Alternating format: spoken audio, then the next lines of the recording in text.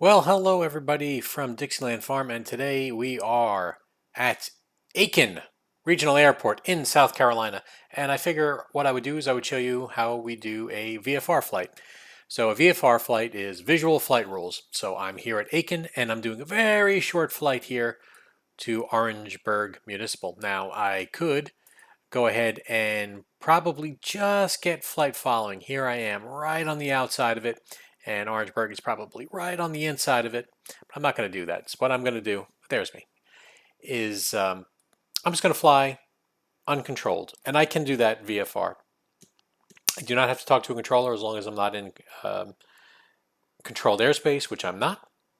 And if we click here, we can see we're going from Aiken to Orangeburg, and the route that I filed was eastbound because we're VFR. We're using our eyeballs. We could go in a whole bunch of different directions. So how do I get there without any radio navigation or using GPS? Well, I'm using my eyeballs and I'm looking at this map. And of course, this map looks very confusing to you, but I'm going to break it down. So you see where my mouse pointer is going over here in the beginning of Aiken? Interstate 20. So there's a major road, double lane highway right there. Could use that, and that's a matter of fact how I got down here. I followed down a certain different interstate to get sort of on the way.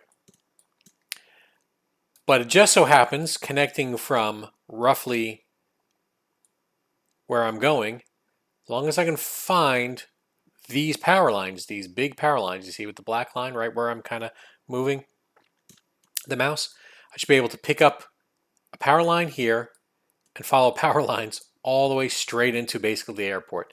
There's going to be a little town on my left-hand side called Wagner, right? And that's what the yellow is. When you see the yellow, that means that it's probably lit up at night. So that gives you the clue that, hey, there's a town there. So once I start seeing the town of Orangeburg, I should be able to see Orangeburg Municipal Airport. Orangeburg Municipal Airport is uncontrolled. You can tell because it's magenta, right? That color is magenta. And the star means that it's got a beacon. So it's going to be flashing out a beacon light. So from a distance, I should be able to see that beacon and be able to spot the airport, right? So looking at the weather right now, it says 33010 KT. That means at 330 degrees on the compass, there is a 10 knot wind right now. And we always want to land into the wind. So if we look at the instrument approaches right here, we got a 5, a 17, a 23, and a 35. So we're going to be landing most likely 35. We open up the Orangeburg information here. Runway 35, 5,399 feet. So it's almost a mile long runway. Left patterns, so normal standard patterns. Now I could use a VOR here. It gives you a radial and about how far away you are to clue you in. But today we're just going to be using just our eyeballs. So inside the plane here, what I'm going to do is I am going to start my battery and alternator, fuel pumps, get the magnetos on over here, turn off my yokes. I'm going to bring up the fuel mixture so that way we can prime the engines, cut the fuel pumps off,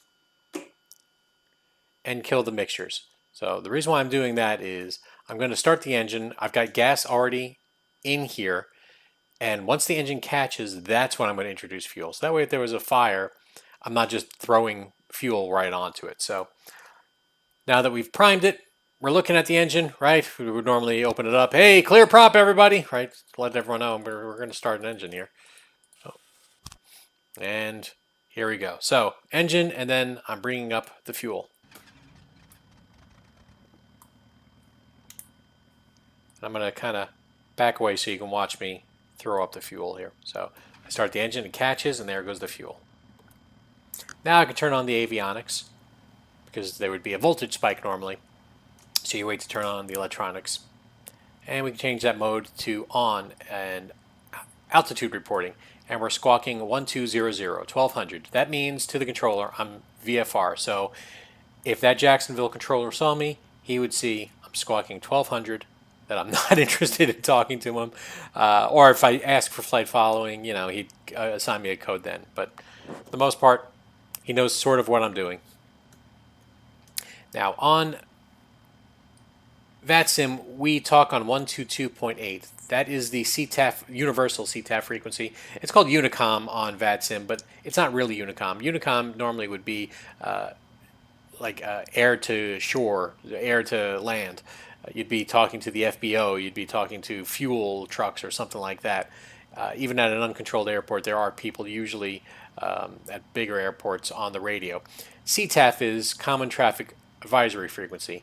That's what you would be talking to other planes with. And there are published CTAF frequencies for every airport. So 122.7 here for Orangeburg.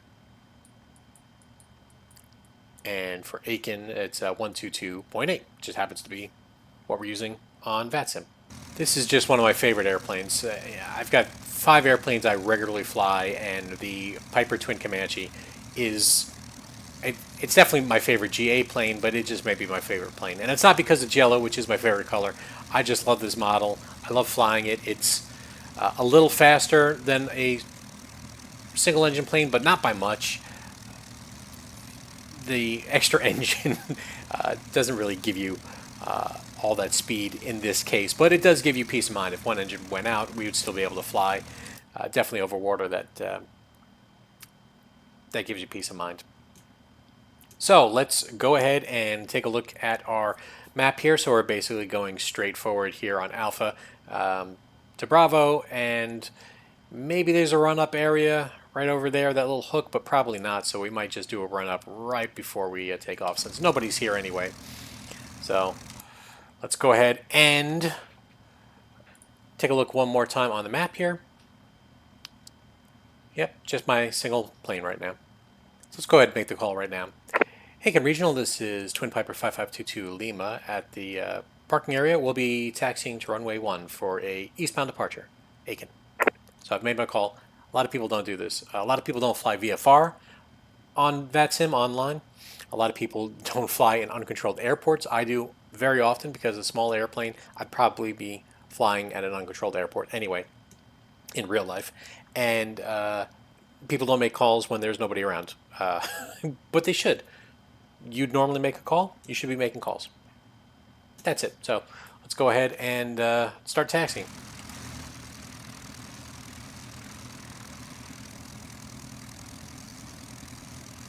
Yeah, so over here is actually kind of a hangar, so we'll actually do our run up right before we take off.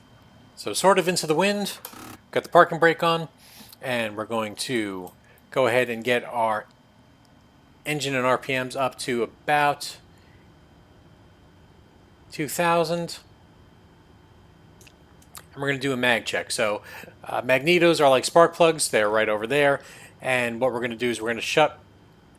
We have 2 magnetos per engine. So we're going to shut off the one of them for each engine, see if there's a drop, and there should be a small drop, but not a huge drop. And that we'll do it for the other magneto, and that'll prove that the magnetos are working, that both of them are working, and everything is doing what it should do. So we see a small drop, we increase, small drop, increase. Fantastic. So we're also going to go ahead and cycle the prop. There's oil that goes to the props out there, and what that does is actually changes the angle of the prop there. You can sort of see it. And you can see how the prop has changed there. So it's how it bites into the air. And what we're doing is we're checking that that it's working, that if I drop it the whole way, that the manifold pressure increases, and that we're also looking for an oil pressure drop, which we can see. So, and we cycle it 3 times, so this is actually the 3rd time. And we also bring down our engine power down as far as we can to make sure that we're not going to kill the engine if we had dropped both our RPM and our power. So we're doing good. So we're going to check up here. We're going to set our trim, which now we've just done. We are setting our flaps for takeoff, and we are now turning around and ready to take off. So landing and strobe lights come on. Aiken Regional, this is Twin Piper 5522 Lima, taking runway 1 for an eastbound departure, Aiken. Made our call, going out onto the runway.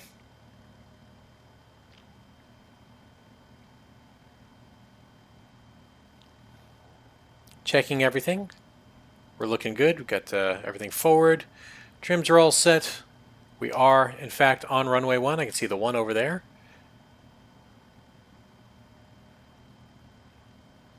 And we're going to increase power, release the brakes. I've actually got the wings slightly dipped to the left because we've got a little bit of a crosswind. Airspeed is alive, and that means that the airspeed indicator is working on the left-hand side. And we're getting up to the rotate. There we go. So we're taking off. Got the right speed. No more usable runway, so we lift the gear while tapping the brakes here. And we are just going to hold right here as we gain altitude.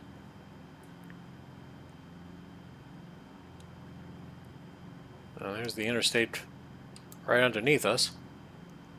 Alright, so we're 500 feet above the field. We can go ahead and start our crosswind. Aiken Regional, this is Twin Piper 5522 Lima, turning right crosswind to east, Aiken.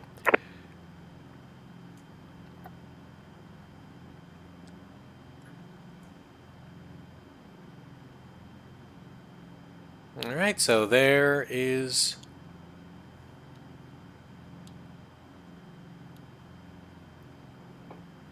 1,000 feet, so we're lifting our flaps right now, and we're also going to change our power. So right now we're on max power. We're actually going to bring the manifold pressure down to 25 inches and the RPM down to 25. So that is our climb power. It's not quite the same.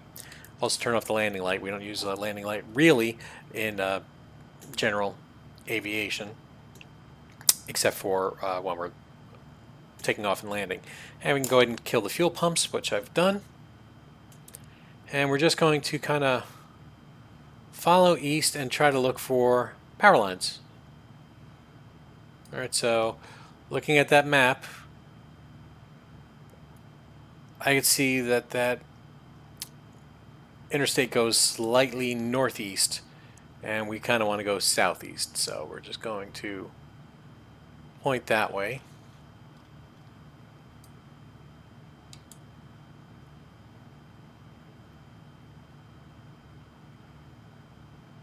Kind of east-southeast. And there's the power lines. See them? Now we're going to follow those.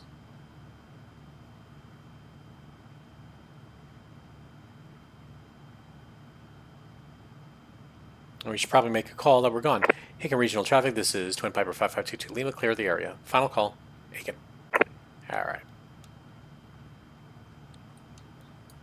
So we're going to level off here at 3,500 feet, and we're going to bring our cruise power down 2323. So let's do 2323, and let's also go ahead and lean out our engine. So I'm doing that right now. I'm watching our cylinder gases. That's this gauge right here, and you're trying to peak it right there. So now we've got a good air to fuel mixture. We run rich when we take off because we don't want to starve the engine, but also the extra fuel acts as cooling. So we tend to run rich on takeoff and landing. So this is all flying by hand here. And again, we're just following the power lines.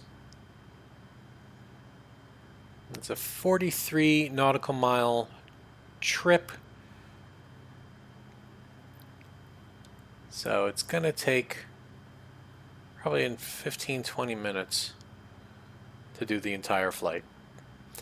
So the reason why we're doing it at 3,500 feet is we could go a little higher, most likely, but I wanted to kind of stay low so that way you can see what I'm doing. And we follow odds. If we're going east from 0 to 180 degrees, we do odd 1,000-foot increments, 3,000, 5,000, 7,000, and at 500. That means VFR. So if we were flying IFR, we'd be at 3,000 or 5,000, but at VFR it's 3,500 or 5,500. There's a 500 feet separation. If we were going westbound, it would be even. So the terrible mnemonic is the east is odd, but the west is even odder. So that's odd, even. Yeah. So we can close our cowl flaps. Those are the little little doors underneath the engine. So you see these little guys? Yeah. That helps with cooling, but at cruise we don't have to really worry about that. So we're gaining an extra 5 knots by having those doors closed. And we'll keep an eye on engine temperatures. Right now, everything's looking good.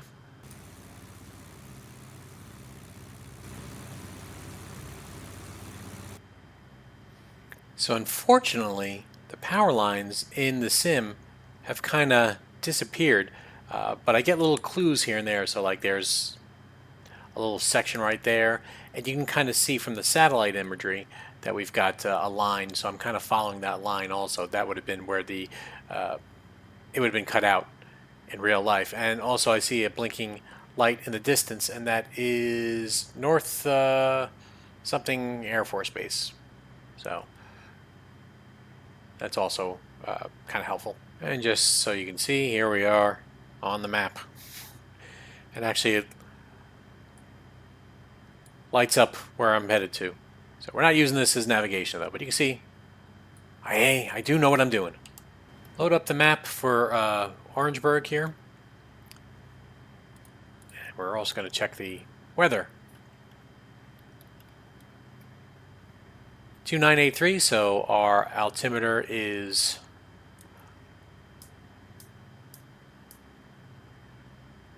there now. And 330, 10 knots.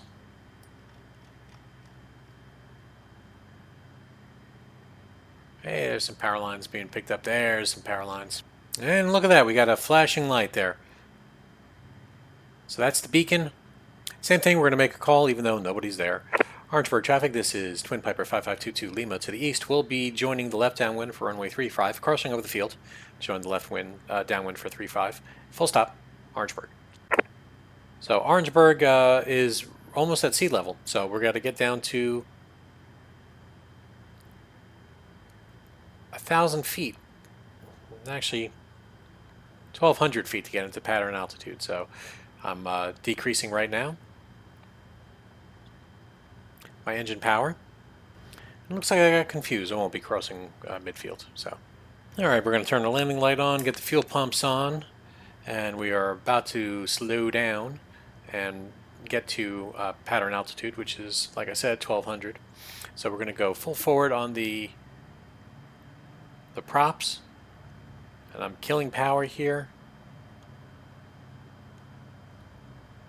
and I'm also losing my speed, trying to slow down here and get at 1,200. So now I'm increasing because I'm just let it slip there. There we go.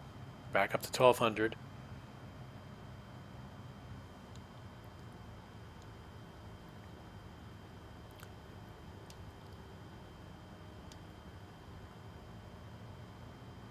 Making my announcement. Also making sure I'm looking at the right thing, yeah. Orangeburg traffic, this is Twin Piper 5522 Lima, joining the left downwind for runway 35, full stop, Orangeburg.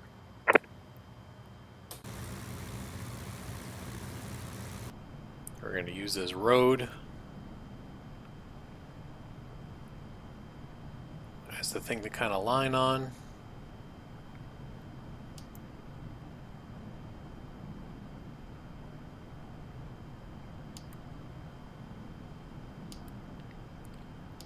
And it looks like the power lines are going to be where we make our turn to base and then final. So let's go ahead and start decreasing power here. So we can lose some altitude, looking around 500 feet per minute. It looks like that little cutout is about where we turn for final as well. Alright, so we're going to make our turn.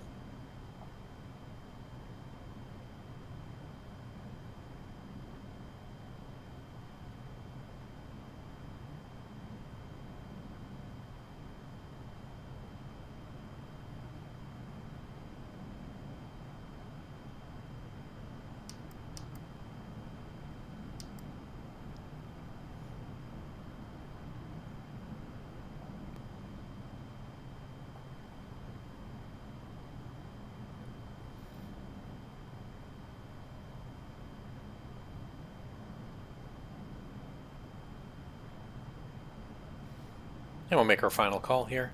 Orangeburg traffic, this is Twin Piper 5522 Lima on short final for runway 35, full stop, Orangeburg. We made our call. All right, we're lined up here. Just a tad fast, but I'm fixing that right now.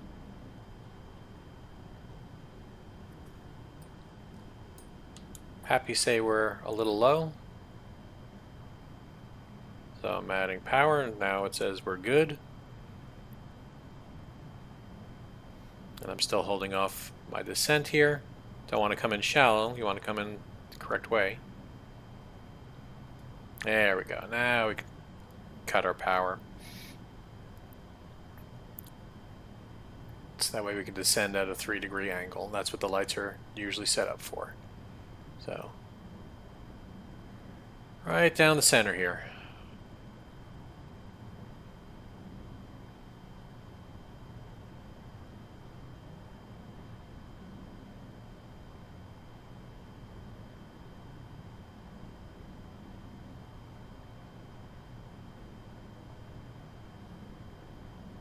Speed is good.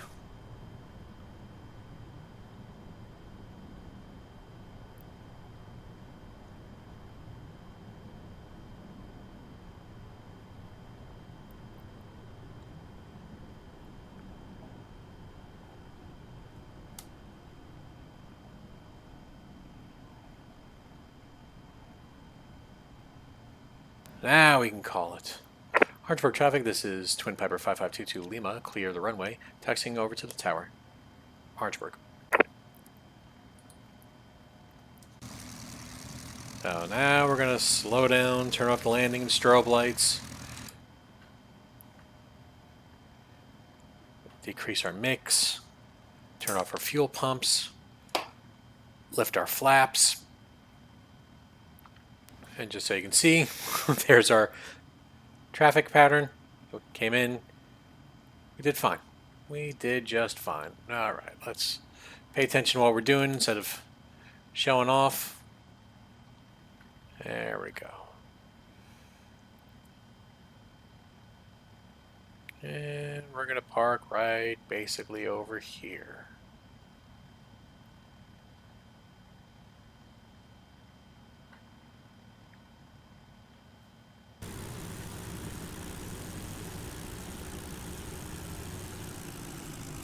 Have good flare, tailed it off, and then gently down. Pretty much near the touchdown zone. Nice and stable approach. I think we're looking pretty good there. So, yeah, that is how you do a VFR flight. Again, a lot of people don't do these on VATSIM, and they should, because they're great. And that's what you would do if you had a small fortune, opposed to a large fortune. Everybody, thanks so much for watching. Take care.